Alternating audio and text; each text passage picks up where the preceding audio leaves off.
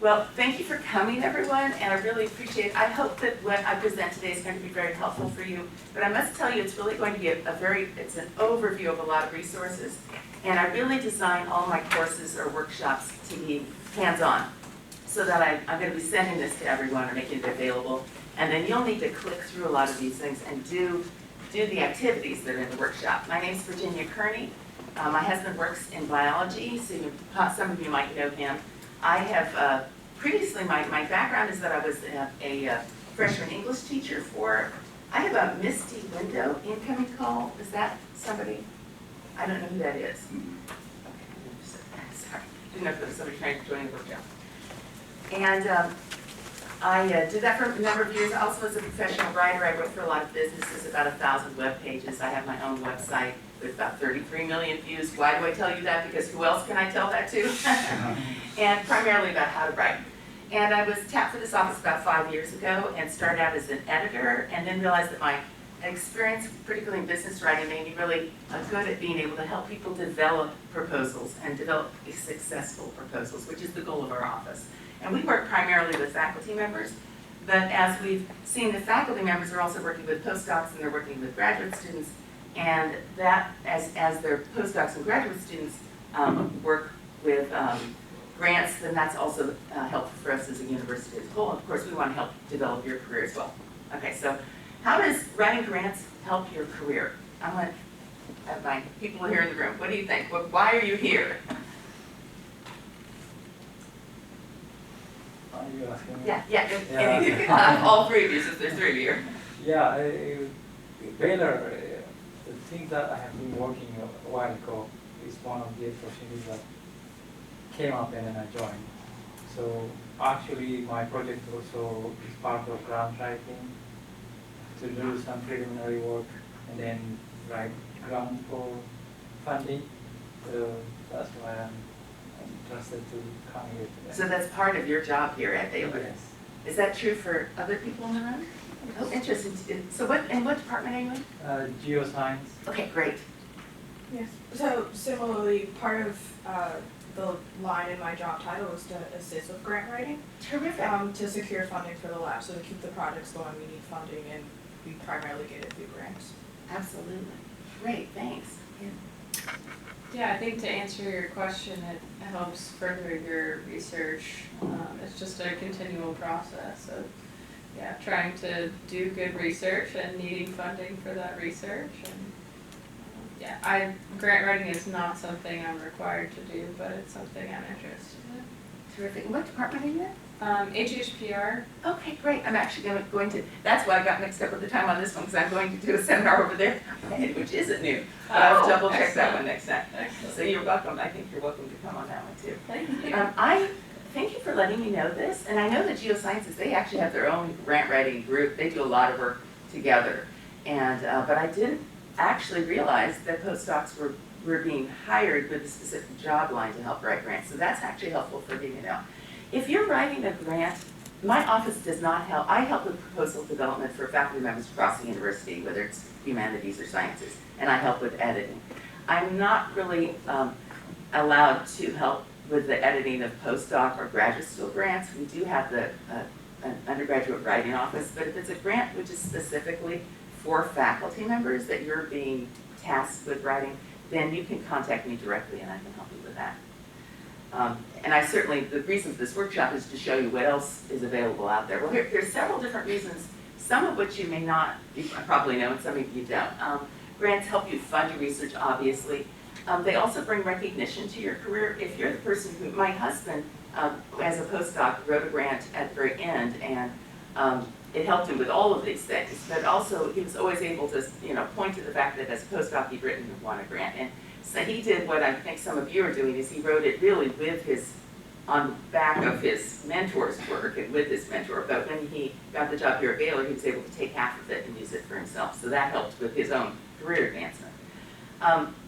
And my personal desire to help your group, but also faculty members, is I want people not to just be be concerned about getting funding for this particular grant, in order to go from postdoc to their next tenure track position, if that's what they want, or from tenure track to get tenured.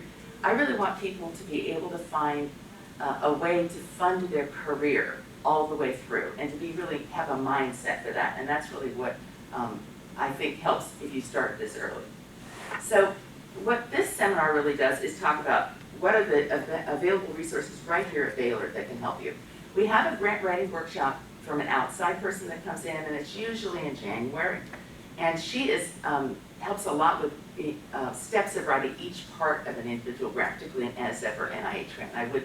Usually it is open for postdocs, and I would definitely encourage you to attend. But her work doesn't really help you write grants specifically. What's the process here at Baylor? And that's what this one is, as well as what are your resources. So 4 types of grant awards. There are other ones, but these are your 4 main ones. There's the research grants that help fund your research work. You don't necessarily have to take notes because I'm going to be giving you the full slideshow, but you can, because I do that myself to remember things. There's the mentorship and training awards, and that would be really what you could apply for, or an early career person can apply for, which gives you extra. The award is for you to have time off to get extra mentoring, usually in order to increase your skills. And those are very prestigious awards, and both NSF and NIH have them. And in NSF, it's the Career Award, and that's really for once you have a faculty position. NIH has one for pre-faculty, which would be postdocs, which would be the K-99, and the RU also. So, and there are some that come from other agencies. In Health and Human Services, Lee Greathouse got, I worked with her on several of them, and she ended up getting one from the Department of Defense. So sometimes, one great thing about getting that first grant actually completed and written is a lot of times you can take that grant, and if it doesn't get funded the first time, either revise and send it in again, or else find another agency that might be more willing to fund that. Then there's fellowships, and those are both from foundations or government, and they can help you with stipends, and usually for 1 to 3 years. And then travel grants, and I do encourage people, I know we actually had some people ask about travel grants to some conferences, and I don't believe, as far as I know, like there isn't funds available specifically at Baylor for postdocs to do that. There are a lot of funds out there, and I'm going to show you how to at least find them. But also, if you find out which conference you want to go to as early as possible, most conferences have some kinds of scholarships that you can apply for, but it's usually first come, first served, so it's important to apply as early as you can. We have 5 specific resources. 2 of them, or one of them specifically is from Baylor, the Baylor Excel funding list, that are available to find the funding. And this is where you can really dig down and find some things for yourself. There's GRAPES, which is not from Baylor, but it's a terrific resource we found when we were doing our graduate student program, but it actually has a lot of things for postdocs too, and it's a compilation of things that UCLA has found, and it lets you sort, and I'm going to show you in a minute.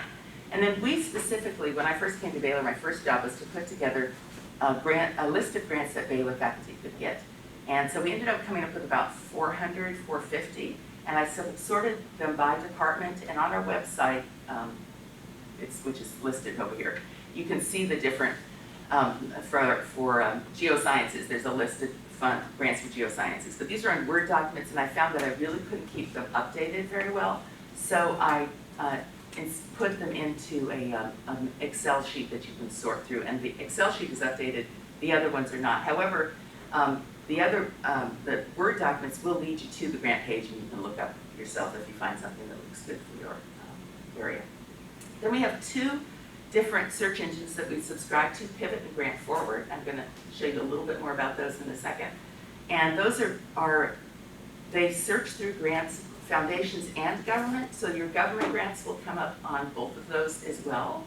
I don't know why, but I do come up with different grants when I search with the same terms on both of them. So especially if I'm having trouble finding funding for a specific area, I do both of them. I've been working trying to find some STEM education grants, and I was just really surprised. I thought I found everything, went to Grant Forward, and 5 or 6 more ones came up. So I do encourage you to get and learn to use both of those. And then grants.gov, if you're looking for any kind of federal grant, you'll eventually have to end up at grants.gov, but you can actually search straight on there. And I tried this. I put in just postdocs, and then as a keyword, and then I sorted like which agency, and you can also, limit by more than just postdocs, geosciences, but in your case, yours is probably mostly NSF. Is there another federal agency? I'm trying to think.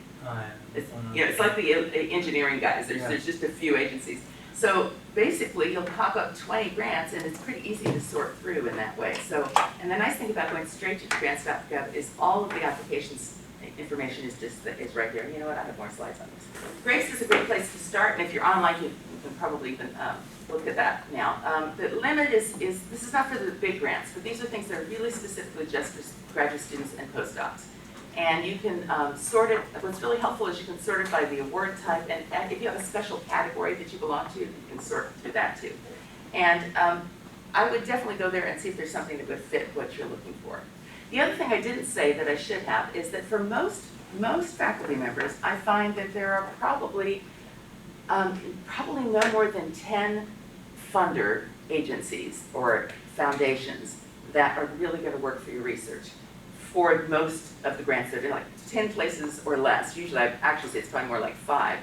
And the nice thing about that is once you identify those, most of them have some sort of email communication that will always send you all the updates. So once you've done the hard work of figuring out who's going to fund me, you sign up for any of their emails, they're going to pop them back to you, and then you'll be able to keep updated pretty easily.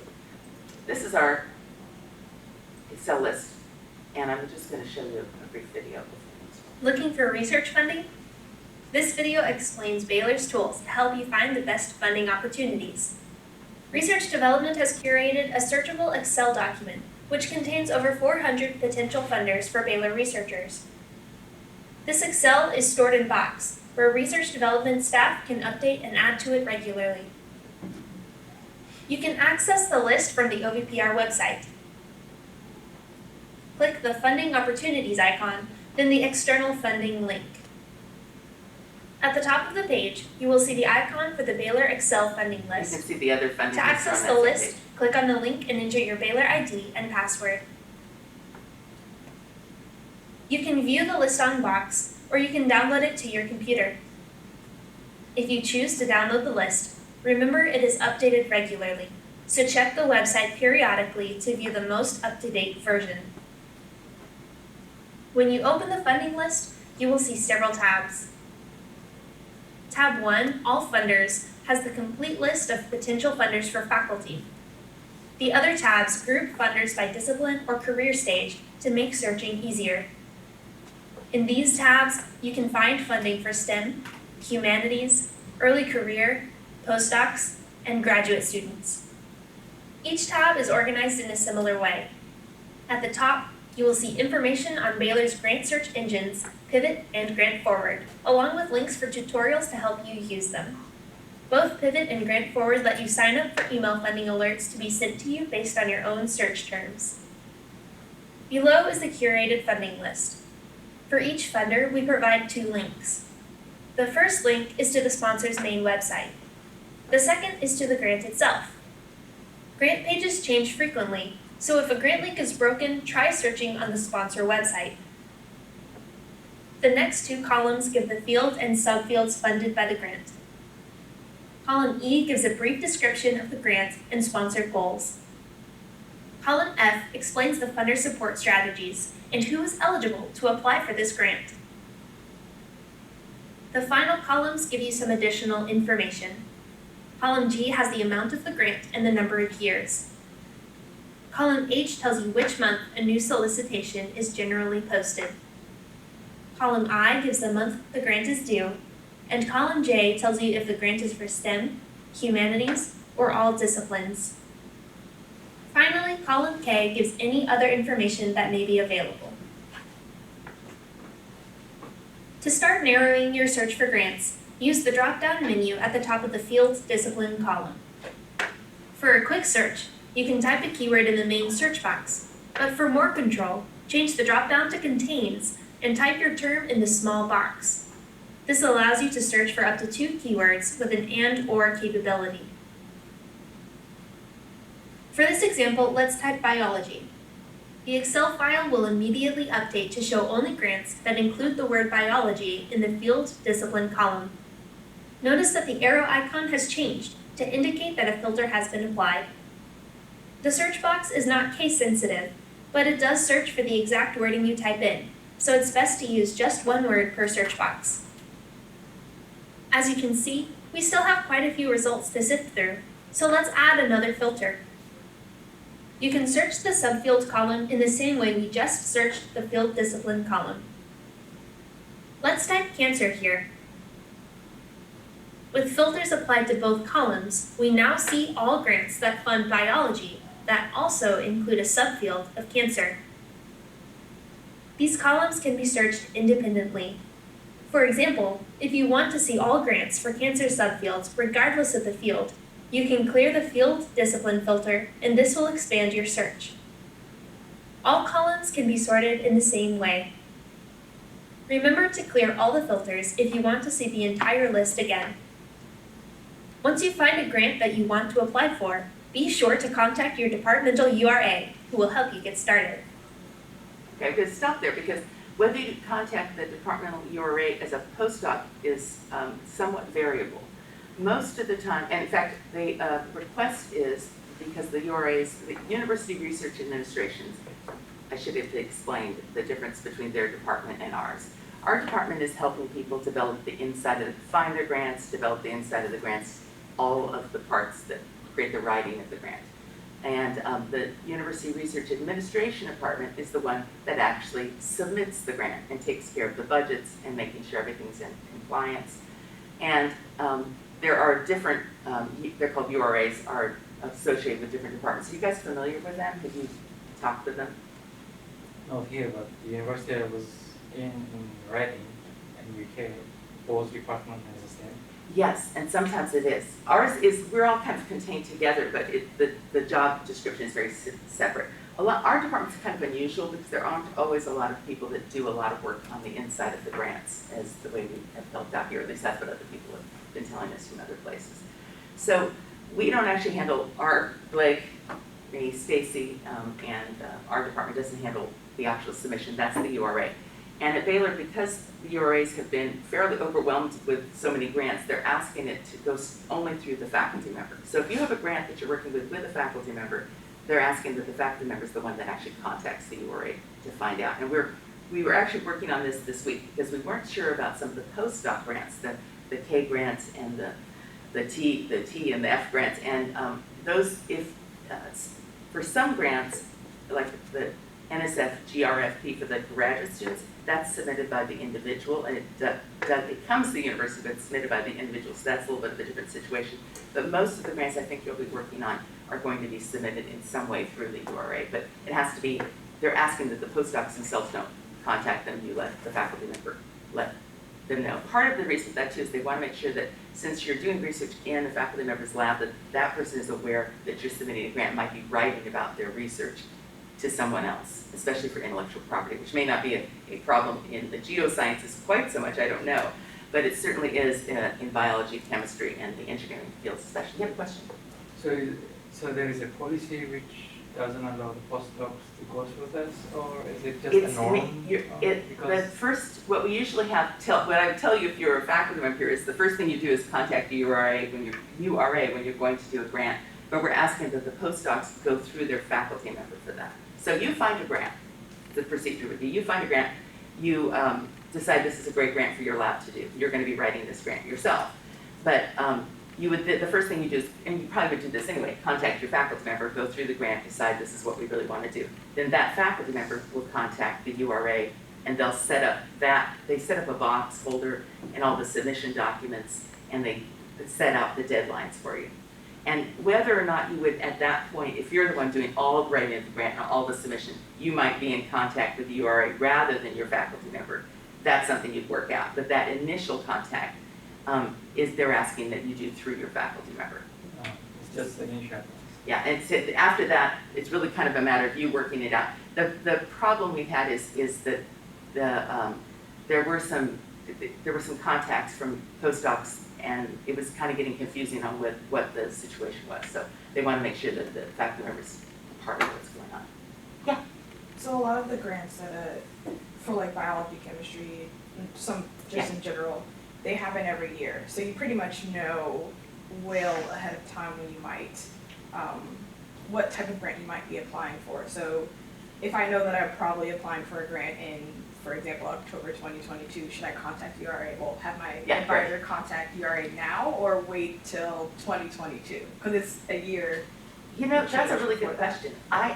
We generally say, because you are absolutely right, if it's a year away, you're ready to get started, because if you want to do a good job and you're, trying to decide what kind of preliminary work you might need to do, Right. what kind of research. I would say contact them as soon as you know for sure that you're going to be submitting that grant. Okay. Now, they may say, I'm not gonna set up your box folder now, contact me again, but it doesn't hurt to talk to them. They try to, the problem has been that they were, sometimes their problem is they're not contacted until very close to the submission time, and all of a sudden they're backed up with tons of things. Gotcha. So they would love it for you to tell me earlier, yeah. We got a question from the chat. It says, what if it's a grant for our own independent research that doesn't involve our PI? So does it make a difference if the postdoc is the principal investigator on the grant or the faculty member, or how does it work if it's something the postdoc is doing independently? That is an excellent question that I don't for sure know the answer, but, and so the URA is the one who's probably gonna have to figure that out, which is part of why their job is hard, because we were trying to figure this out for some of these other grants. So, part of what, and I'm still working with the person who's, Delilah Flores is in charge of the URA section, and we're trying to figure this out. Maybe we'll come up with a specific policy. I would say at this point, it's probably important to have your faculty member contact the URA, tell them my postdoc is applying for this grant. I think the dividing line is going to be whether the grant is funded through Baylor, whether the funds come to Baylor, versus a grant. Don't quote me on this because I'm not completely sure I think this is where we're going to end up. The grant money goes straight to you. Like if you're funding yourself to go elsewhere, which is actually the case sometimes with the K-99, or if we have a faculty member here who was a postdoc and got a K-01 award, which you can do. And they took that K-01 award here to Baylor, because I don't know where they were before, somewhere in California. So in that case, I'm not sure what the mechanism is in terms of submission. And part of it also depends on whether some grants give indirect costs to the university. And if that's the case, then it has to be going through the URAs. I will say that part of the problem that they're having is the new Ignite system that we are doing. That's actually where they're at, is they're not quite sure how to plug things into some of that. So they're just working out the stuff. Yeah. Is there a time where the university staff or the research group initiates potential researchers to prepare research to submit? For example, there was a case like Leverhulme Fellowship Program where I was, Yes. which the university invites many potentials and then select and prepare them to submit to the fellowship. So is there any Oh, kind of that's an base? interesting question. Limited submission? It is a limit, yes, there is, I'll partly answer that. We haven't had a lot of postdocs in the past. That's why we have our postdoc hiring programs. And so we've not had competitions because we haven't needed to, because there have been, for the most part, anyone that wanted to submit could. But there are certain grants that we do have more people that want to submit than are allowed by the granting agency. So, for example, there is a competition, or at least a potential competition every year and a postdoc was involved in this actually, because they were working on writing a grant for the MRI grant, it's an instrument grant from NSF. Major research infrastructure. Right, and for most years, there's more people that want to submit that grant than we have spots. I think there's 2 spots, there's 2 different grants. I think there's 2 spots in one and one in the big grant. So we have a whole list of limited submission grants and things that you would have to compete with. The other one that we find a competition for is it's National Endowment of Humanities. It's a summer stipend, and only 2 tenured faculty or tenure track faculty can do it for all of Baylor. And it's like one of the big humanities grants. However, on that particular one, it doesn't, that limit of 2 doesn't count for postdocs or for anyone who's not tenured or tenure track. So we can have all the postdocs who are humanities could apply for that one. So that's, some of that information is what we try to get when you contact us. And, but for the most part, you're not going to find too many things where there's going to be a competition for only a few people to do it. I think it's that. Pivot and Grant Forward, I talked about that a little bit. There is a whole nother tutorial, and I have actually, there's 11 other things that you can kind of go through on your own about how to use Pivot and Grant Forward. I suggest, as I said before, that you register for them, claim your research profile, navigate to find out some things, and then set up a funding alert for the things that are under whatever keyword that would work for you. And grants.gov, as I said before, is the place you want to go if you're looking for any government grants. I would definitely suggest that you go there, put postdoctoral in, or whatever your agency is, and look and see what's available for them. So, right, yeah, question. Quick question from the chat. Some websites, such as grants.gov, require Baylor UEI, Unique Entity ID. How can we obtain that information to fill the forms in the different websites? Oh, that's an excellent question.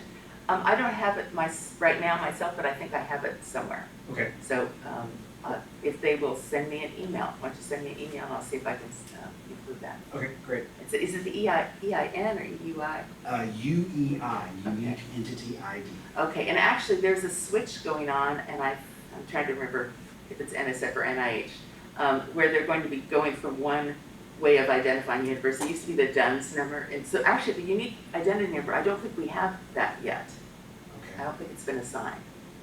But the DUNS number is what they're using. So will be letting people know about that. And that is something probably the University Research Administrator will know. That's the person I'll ask anyway. Great, So thank you. here are tools for writing grants. So this is just kind of an overview of what you as a postdoc would do if you find your grant that you want to write. You're going to read it carefully. I will warn you some of the. How many of you have anybody written some grants before or worked on grants? I want to. Okay, so you already know. There's a lot of information on there that is not as useful at the beginning. You really want to look and see what is it. Who is eligible, what eligibility it is, and then what exactly do I have to do to write this grant. And then the next thing is to consult your faculty mentor and find out, make sure that they're comfortable with what you're writing. You're going to also need their support in terms of most grants are going to require some kind of a letter of support. And then this is where I said that they need to contact the URA. And Baylor, the URAs have a 10-5-3 submission policy, and as I talked about with the backlog, it's what happened is they want to know for sure 10 days ahead of time of the grant submission that you're going to submit. And actually 10 days is not a lot of time for them to get their work done. So, but they have to have it at least 10 days, or else if you contact them 5 days before the due date, they won't submit your grant. So you're going a year ahead is much better. And then 5 days, they have to have most of the information, and then 3 days before there's the final, like everything is finished. And then you'll do your pre-grant writing preparation. I have some tools on that, and you'll start writing your grant and then edit and revise. What would you say, those of you that work on grants, what's the difference between writing grants and writing papers? Usually, papers are more results that you have. You want to show what you have done, what you have achieved. Grants are more what you want to do, and in what way you're gonna affect the society or the environment, the outcomes, what are the expectations, and something like that. That's an excellent answer. That really is. It's looking at the a little bit broader picture of what your research is doing in society or in the world. Why it's more about, you have to include more of the why. Whereas the person reading your paper, it doesn't need to be convinced about that. They're probably a researcher in that same area, and they will read your paper very carefully because they're using it often for their own research. That's the other thing. I said, how's the writing difference? But the reading is different. So imagine, how is reading, like a reviewer reading a grant different from someone reading a paper? Have you thought, I just wondered if you thought about it, but yeah. I think there's a lot on the line when you're reading a grant, because if you grant this person the funds, I mean, they better have a really good research design, a really good study. So, yes. Yeah, I think if you're reviewing a paper, you're more critiquing what they've already done. And there's not a lot of undoing, I guess, at that point. That's true. I love what you said about design and about, because two things I think the reviewer needs to really, will focus in on. One is the why. Is this really if I'm comparing all these grants, presumably all the grants are filling a gap in knowledge, right? But is this gap in knowledge really important, or is it just kind of repeating what other people have done, versus this one is like completely novel, we don't know, or there's a big gap, or it's a really big problem. That makes a difference, because they're being weighted in slightly different way than if you're just reviewing a paper. Like, I have 10 or 20 grants, I can only pick 2. Which is the best, which is kind of different. A paper, if a reviewer's looking at a paper, he's gonna say, does it meet all the qualifications of the journal? There's also some way, maybe you have 2 or 3 papers. Usually they're just looking at one at a time, at least my husband says. So there's a sense of competition which is different. You have to kind of beat everybody. And usually there's like a 10 or 15, maybe 20% grade. And then also the design of it. They may love the idea, they may think it's really important, but can you do it? Like, are you the right person? Do you have the qualifications? Then also, is it really well designed? Those are actually probably the areas that people often fail on if they're not sure about the design. So, yeah, you guys are excellent. I mean, you really know where it's going. So, one thing that I really urge people to do is to research, after you figure out what your grant is, you're thinking about what you're doing, the first step is to research the previously awarded grants, which means you go into NIH Reporter or NSF award search, and you look for grants that are either, and both of those agencies on their pages, they actually say what else has been awarded under this mechanism. But you also probably would just type in whatever your field is in the search engine and pull up grants that are in your area. And there's several reasons for this. One is that you want to know, does this particular grant fund exactly what you do? How close is what you do to what they've done? You don't want to find somebody who did exactly the same thing that's already been awarded, or if they did, you do find that, you want to tweak yours a bit. The second thing is you want to find out, particularly on the federal agencies, is there a program officer that you can contact to talk to about those grants? And you may find them directly on the solicitation. They'll say, please contact Dr. Jones about this. But if you can't find it there, a great way to look is on these abstracts of the previously awarded grants. There'll be who the program officer was. I helped my husband with this just recently on an NIH grant, and I was amazed because he went cold call. The other thing he found is in his particular area, he needed some collaborators. He is a plant biologist who's doing cancer research, and he needs someone who's has some of the other animals that they need to use. He does mice, but he needed gerbils.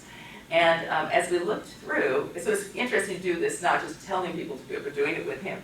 He found there were obviously two or three guys that all worked at Vanderbilt that were actually the top people in the field. And he cold called them, told them his idea, and they were fabulous. He emailed them first, then they had a call, and then he emailed several program officers, because he took their grants and their program officers, he emailed them, then those program officers emailed several other people and said, hey, let's get in a conference call. Zoom is great, isn't it? Because in some ways people are more willing to work with you. And it was wonderful to see the advice I given work so very well and got other people involved. So the person that you contact, the NSF and NIH people are the ones I deal with the most. They are, my experience in talking with most professors is they're really terrific.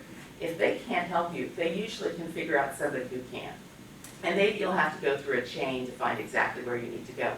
But that's the most important thing, is you don't want to apply the grant to the person that isn't going to be helpful, either to the agency or the division that isn't going to be helpful for you.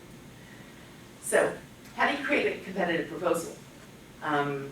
What do you think makes, we already talked a little bit about it, but what would you say makes a proposal competitive? And maybe people can even chime in on the chat. What are the key things? How do you win this contest? Anybody in the room have some ideas? I'm looking at you. No, I'm that person who always looks at the teacher too. It's like, oh, I gotta answer. It's fine. How novel it is. I Yeah. mean, the research gap that is going to be addressed, you were saying before. So that probably is the most important thing to consider. Yeah, I think novelty is really important. And then, as she said before, having a really clear, good design. And also that it's very easily read. And my husband is actually working, I don't remember what he was doing, but he said, the graphs. I think it's a paper he's working on.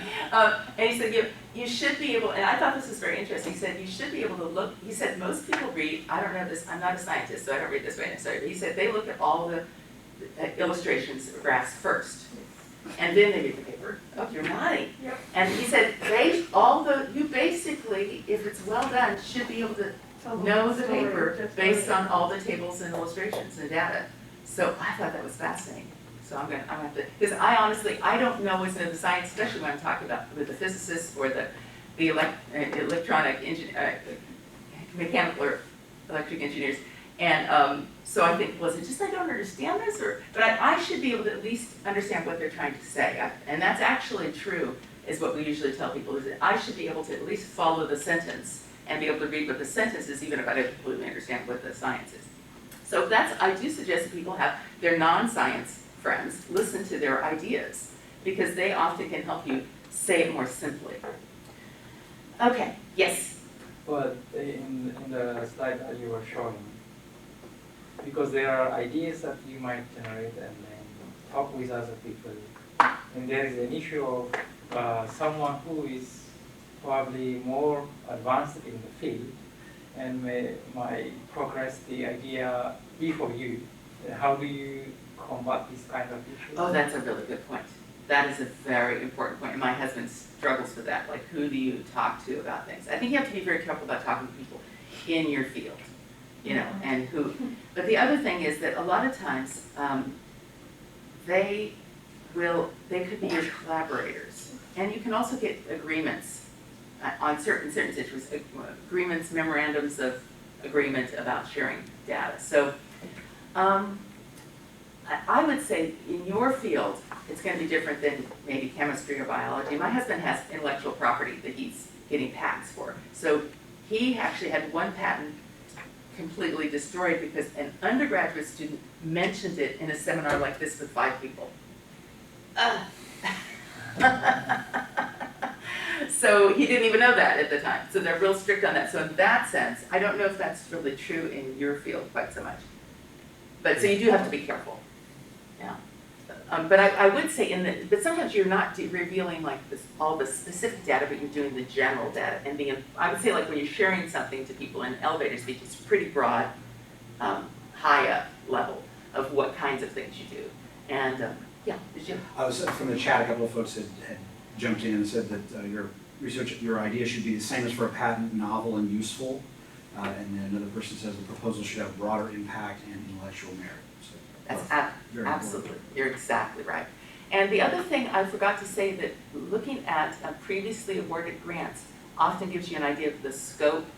And there's one other thing I forgot to say, is that when you're looking, most of the time people, when they're looking in their research they look through the literature, which you're talking about looking at published literature.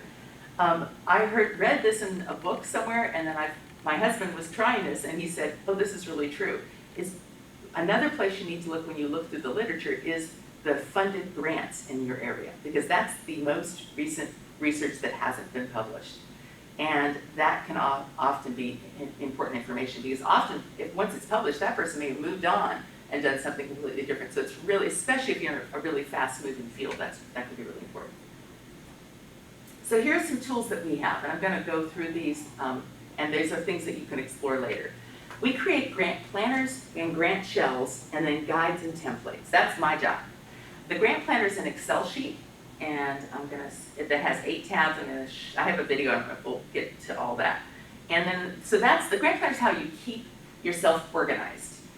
It tells you all the different things you need to prepare, and next to it has all the instructions for those things, and you can check them off as you go. It also helps you to keep all the people that you're working with and all of their information, including their numbers for whatever agency that you're applying for, all together in one spot, and their addresses. And that actually prevented one grant from being submitted, is we were missing that information from one person, which if we had gathered it, next time we submitted that same grant, that's the very first thing we did. Let's get everybody's information.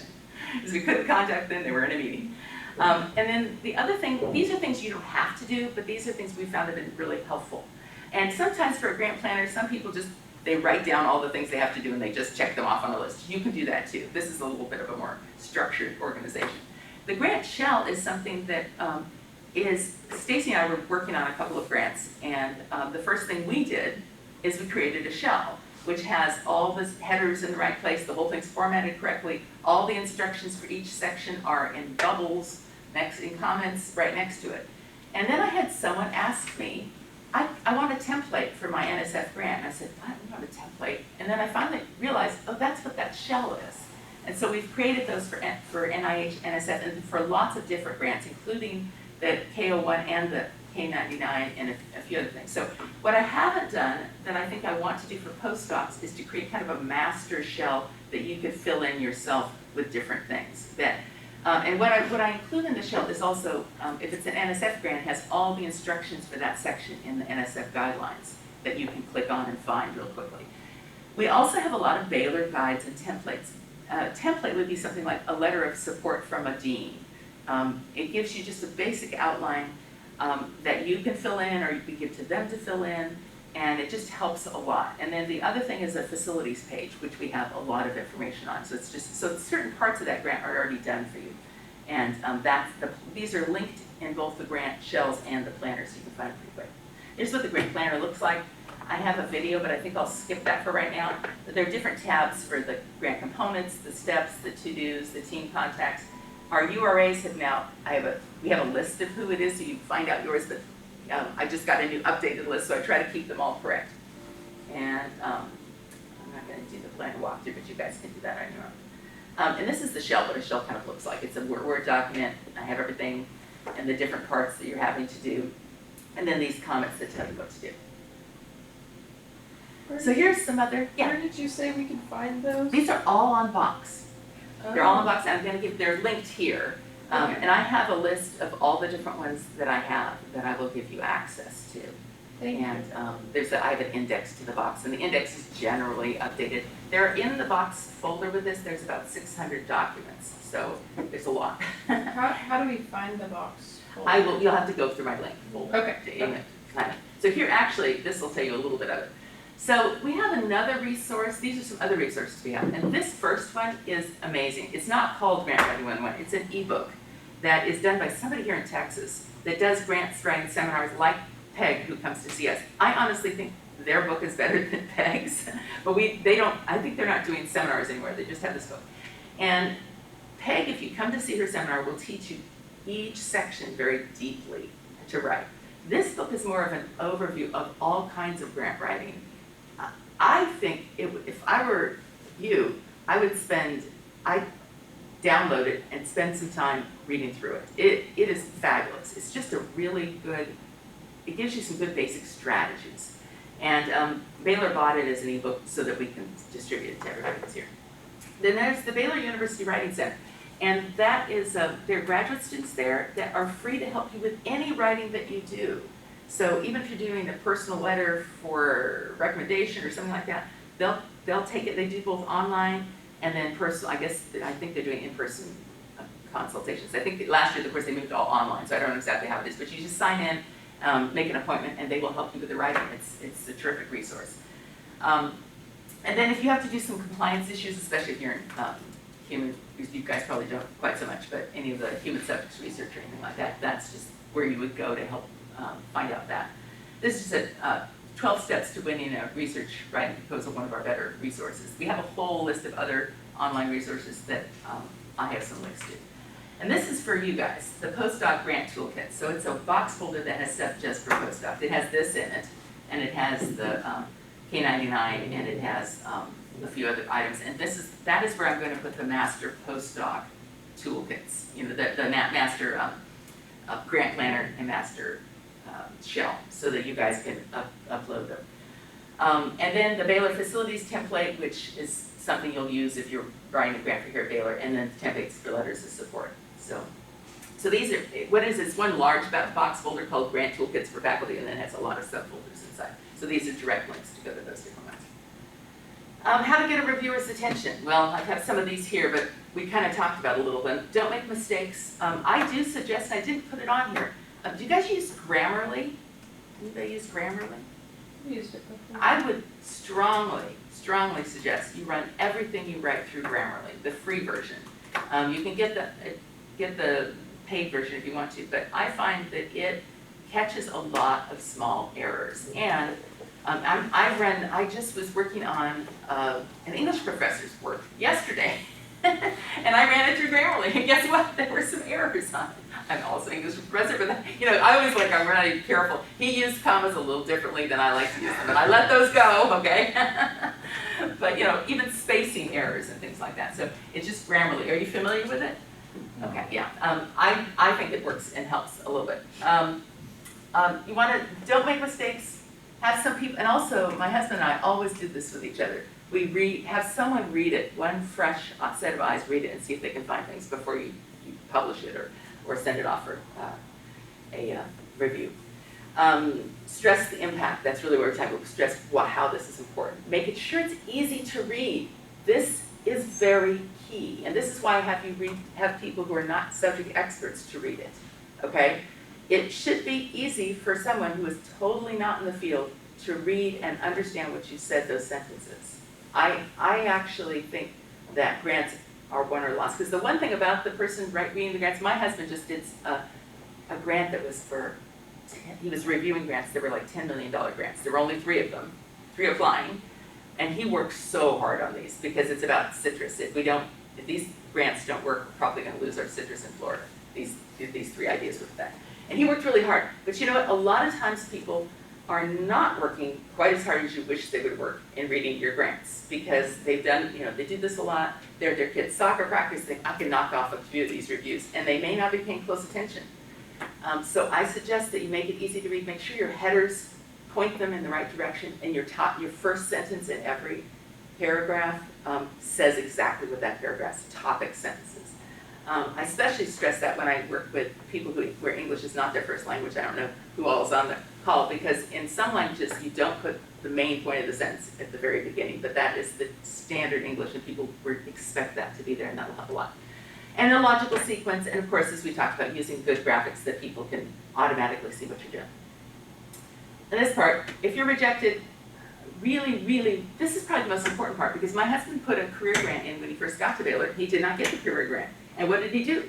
He never submitted another career grant. And I said, what?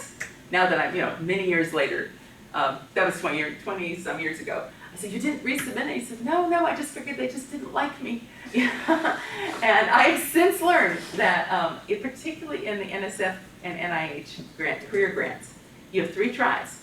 And if you're committed to do all 3 tries, no matter how hard or difficult that is, we have had, I believe, 100% success. Now, in the case of Lee Greathouse, she moved to a different agency because she felt like that was a better fit for her, and it was kind of a more unique thing. So sometimes and we've had that happen too, we're moving in a different way. But if you try 3 times, I can't guarantee 100%, but I think you'll do it. So that's my biggest encouragement, keep on pushing. Don't take it personally. There was another person with a career grant, and her first grant didn't even get reviewed. They basically take the 10 grants, these are the bottom 5, we're not even gonna look at them. And we were just like, because it was a good grant. And then we looked at the comments, and she went back to her mentor, and the mentor said, and I saw it too, they just don't believe that this is a valid way of researching. There was like one reviewer, that they just totally don't believe this system, it's new. And so she redid it, and I helped her redo it. She had Peg, our outside person, help her redo it, but there wasn't that much changed really. And she got a 10 straight across the board, like the best you could possibly. And she said, that doesn't make any sense, it's the same grant. And so she had the right reviewer. So, you can always, it's just like at the Olympics, sometimes there's some sort of a personal bias with the people that are there. So you have to make sure that you keep on going. Of course, go over feedback with your mentor and try again. I had an activity, which I was late for, so I don't know if we have time to, and because it's the end, but any other questions people have? I don't see any other questions in the chat. If anybody has any, go ahead and drop them in the chat, or anyone I here, have one please. for you. Do you have experience, since you do a lot of Yeah. the grant writing actually, do you have a lot of experience helping people who have like interdisciplinary or multidisciplinary work and trying to figure out if there's a way to merge it all into one grant, or figuring out if they should divide out the pieces into separate grants? Do you have experience? We're not usually a part of making those decisions, because that has to be the people involved, right? Because they have to decide.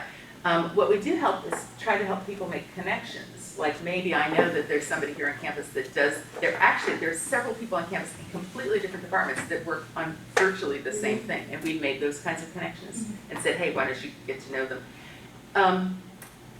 I'm not sure whether I could help with that. It would kind of depend, but one thing that we do try to do is to facilitate collaborations. I mean, that's one thing our office has done a lot of. So, I have to look, probably talk with you a little bit more about what exactly you're doing, but yeah. Okay. Oh, well, if you want more specifics. Yeah, you want to get a second? Sure. So I'm in the Department of Human Sciences and Design, so that is Oh, very broad. I thought you were in geosciences. No.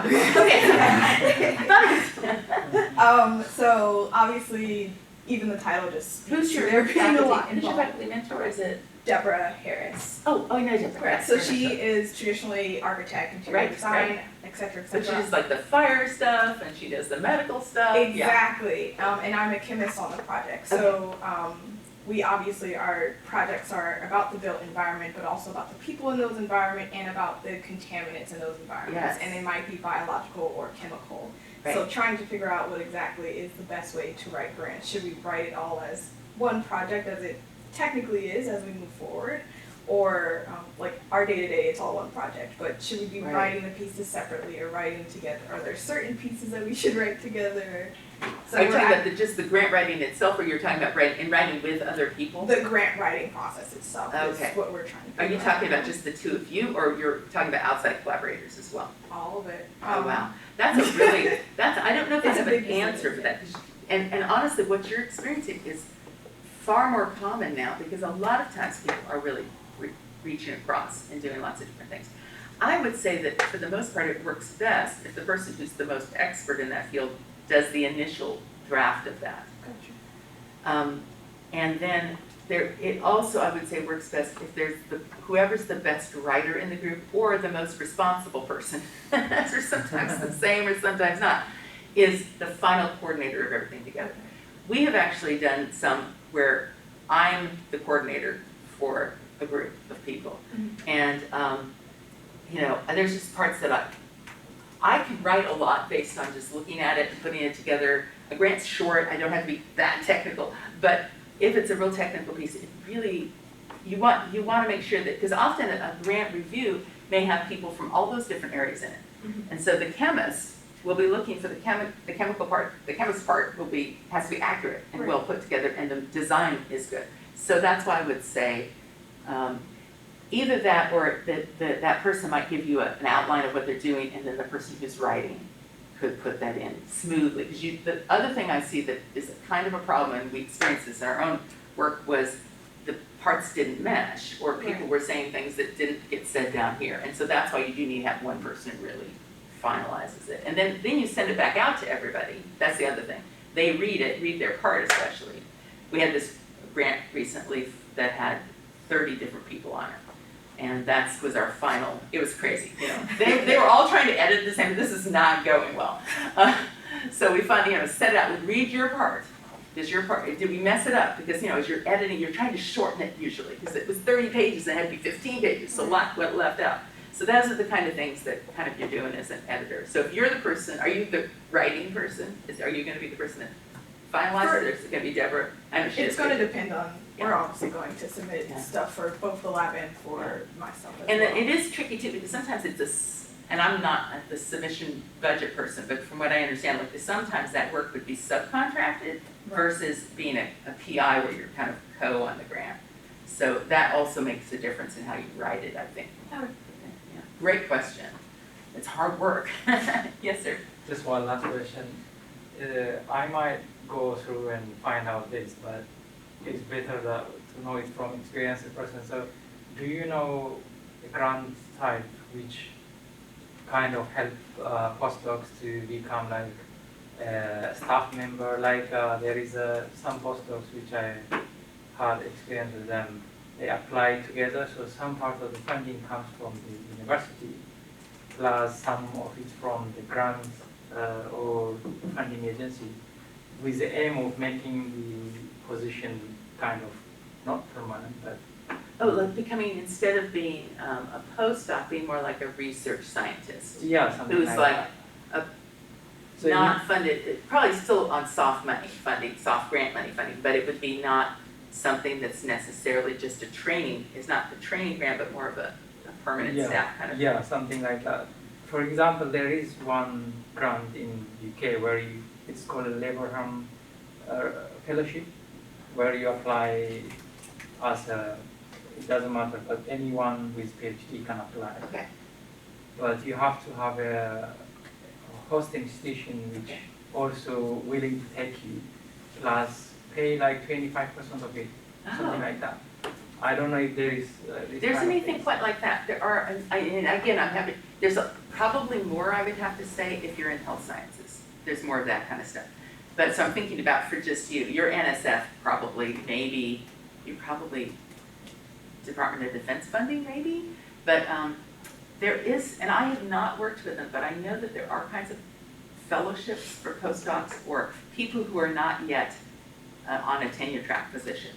And that is, there are some funds available. I don't know a lot about them. I actually just recently found them, and I have some links, I think, in the, I don't know if it's in here, but it's in my box. So what I'd suggest, if you're looking, wants a little bit of information on that, you can definitely look at all of those search engines, put in, postdoctoral funding, and then look through those. And if you don't find something, you can email me, and I'll see if I can find at least that link for the NSF. If you look at NSF, and they have ways of searching, even just on the NSF website, that for the type of position you have. But I don't think that there is a lot of funding here in the U.S. for a research scientist that's apart from a specific grant or from like here at Baylor, some people have industry money that they've gotten, and they have, through the industry money they've hired, that's my husband's actually working on this now. He would rather have what you're talking about, somebody who stays with him for 10 years, that, continually does that, and always having the switching out, so that's a different kind of a position. But, and I know that like where he was at in Cornell, that was a more common thing funded by the university, but as far as I know, I've done that. So true. Are there any other questions over there? I don't see any other questions from the chat. Folks on the Zoom, if you have any last minute questions, go ahead and get them in.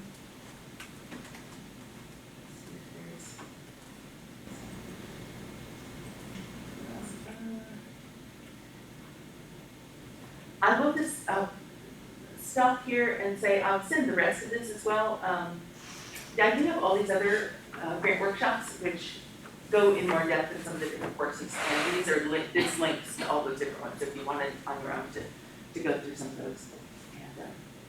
And that's great. And Blake's going to be, I think, holding some other working groups where maybe people can come together and start thinking about maybe even if you wanted to get together and work with some other people while you're looking for some funds and trying to find out what grants they are. Yeah, so we're gonna try to do an event similar to this monthly, and so some of those will be Virginia, some of those will be me. We may have faculty come and help us for some of them as well. We're gonna try to cover a variety of things. I think the next one that I will be presenting will be a little deeper dive on Pivot and Grants Forward, talking about how to use those, how to set up your accounts, some tips for searching, and then just some discussion about how those programs work. So watch your email for information on that. And if you find something, you've intrigued me now because I don't know of anything like what you talked about. It might be that there is something out there. So let me know if you find something like that. That'd be helpful for other people. And in that postdoc box is where I'm going to, that specifically has all the grants that we know of for postdocs. I showed you that Excel sheet. There's actually took this sheet that's specifically for postdocs in there, and that's definitely what you start looking to. So, anyway. All right, well, Virginia, thank you so much. Thank you. And postdocs, thank you. Folks who are on the Zoom, we appreciate you joining us, as well as those of you who are here in person. And we will be sending out Yeah, I'll send a link. we'll send out a slide deck, and we'll also have this recording available if you want to come back and review, so other people can see as well. But thank you all, and hope you have a great rest of your Wednesday.